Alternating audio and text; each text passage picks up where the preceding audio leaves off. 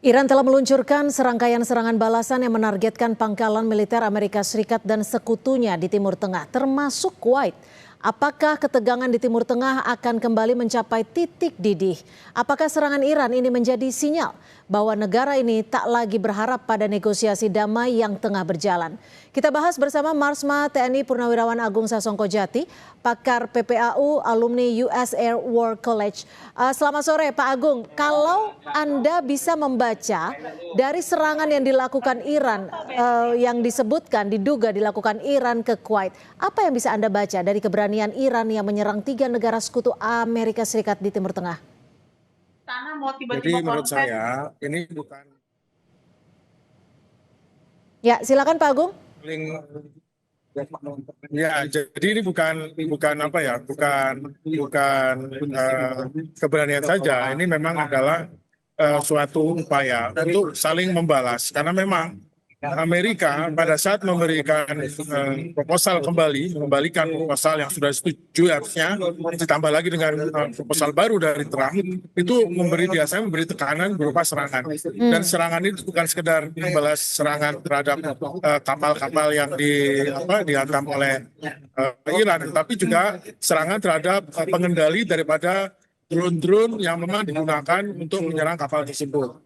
Namun pada saat balasan Amerika menyerang ke pusat radar di Pulau Qesem, Iran tidak membalasnya ke kapal-kapal Amerika, tapi dia membalasnya justru malah menyerang Kuwait. Ya. Karena dia tahu bahwa di Kuwait itu terdapat pangkalan udara Amerika dan pangkalan angkatan darat, di mana pangkalan angkatan darat inilah yang mengirim helikopter yang digunakan untuk menyerang pangkalan di Qesem.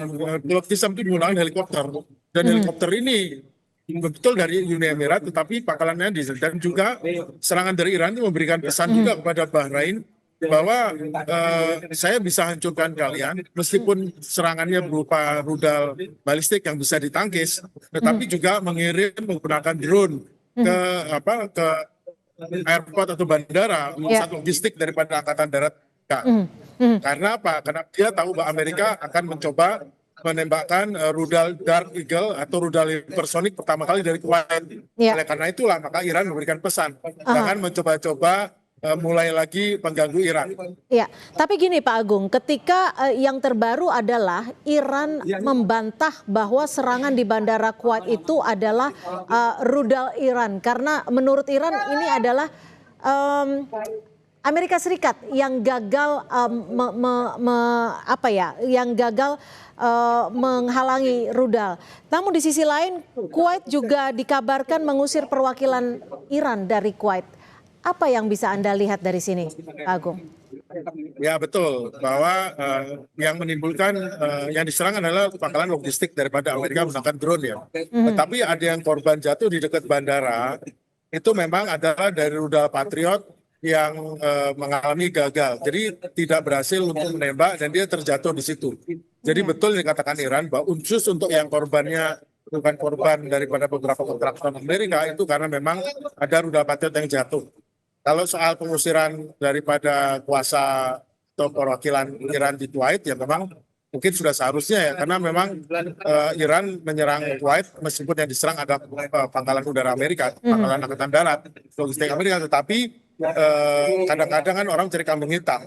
Meskipun yang mendapat korban itu akibat dari rudal Patriot yang gagal dan jatuh di dekat bandara, tetapi tetap kan harus Kuwait memberikan suatu sikap, yaitu dengan persona menggerakkan daripada perwakilan Iran di Kuwait. Ya, tapi Pak Agung, sebenarnya untuk saat ini ketika perang sudah berlanjut beberapa bulan, seberapa besar sih sebenarnya kekuatan rudal Iran hingga bisa disebutkan mampu meluncurkan serangan baru lagi?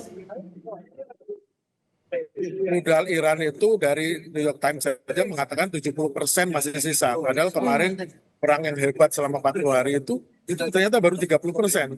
Baru 30%. Dan selama pada fase 30%. Dan selama fase itu juga sekarang tentu Iran menambah rudalnya lagi. Karena rudal itu kan kebanyakan bukan soal rudal siap, tapi rudal dirakit kembali ya. Sedangkan yang sekarang sudah siap kayaknya kembali pulih adalah drone.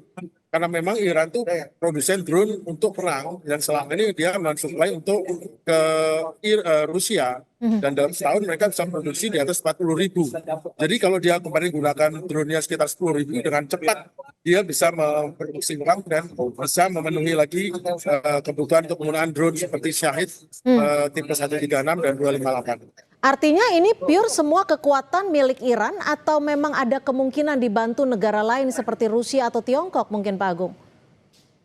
Jelas, untuk pengendalian, untuk ketepatan daripada perkenaan itu menggunakan bantuan daripada GPS atau Global Position Satellite PPI buatan Cina, serta untuk pengendali untuk ketepatan untuk electronic warfare, perang elektronika, untuk jamming dan sebagainya itu dari Rusia. Tetapi untuk banyak peralatan seperti mesin autopilot, mikroelektronik, serta mesin-mesin jet dan mesin-mesin roket itu jelas dari China bisa produksi dengan cepat.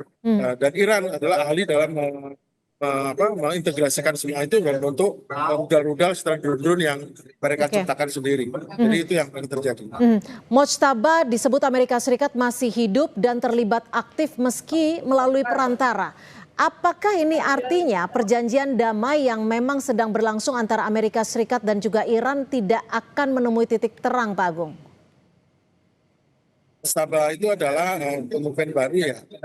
Mungkin banyak dari keputusan yang diambil itu adalah keputusan yang dibuat oleh Garda Revolusi karena bersifat operasional. Namun mereka tetap membutuhkan Mojtaba sebagai pemimpin yang menyetujui atau tidak menyetujui. Mungkin Mojtaba hanya tidak menyetujui di bidang tertentu yang sifatnya strategis ya. Tetapi untuk mengenai pertempuran, mengenai tindakan-tindakan itu kebanyakan keputusan diambil oleh pimpinan daripada RGC atau Garda Revolusi.